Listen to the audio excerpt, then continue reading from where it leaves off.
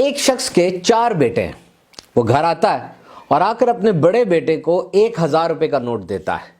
اس کا بڑا بیٹا اپنے والد کے سامنے سارے بھائیوں میں 250 روپے تقسیم کر دیتا ہے۔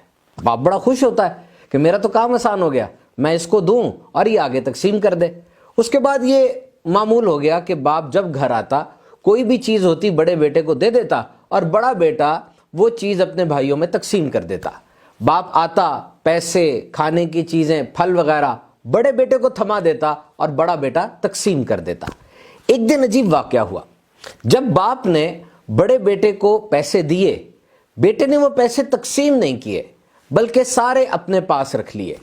ایک دو دفعہ جب ایسی بات ہوئی تو باپ نے بڑے بیٹے کو صرف اس کا حصہ دینا شروع کیا اور باقیوں کو خود سے تقسیم کرنے لگا۔ یعنی پہلے اس کو 1000 ملتے تھے، اب اس کو صرف 250 دیے اور باقی 250 خود اپنے بچوں میں تقسیم کرنے لگا۔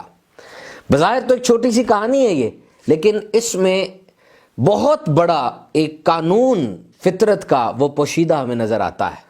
So there is a hidden law of nature کہ جو تم تقسیم کرو گے اس چیز کی تمہارے پاس فراوانی ہو جائے گی، چاہے وہ دولت ہو، علم ہو، محبت ہو یا آسانیاں ہو۔ میرے آقا صلی اللہ تعالی علیہ وسلم نے ارشاد فرمایا، تم خیرات کو مت روکو، تمہارا رزق روک دیا جائے گا۔ مزید ارشاد عالی شان ہے، تھیلیوں میں بند کر کے روپیہ پیسہ مت رکھ، ورنہ اللہ تیرا بھی رزق بند کر کے رکھ لے گا۔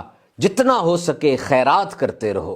تو یاد رکھیے، عام طور پہ لوگوں کو جو شکایت ہو جاتی ہے کہ اب اتنا نہیں آ رہا جتنا پہلے آتا تھا، تو تھنگ از ویری سمپل، آپ بھی تقسیم کرتے رہیے، انشاءاللہ آپ کو بھی ملتا رہے گا۔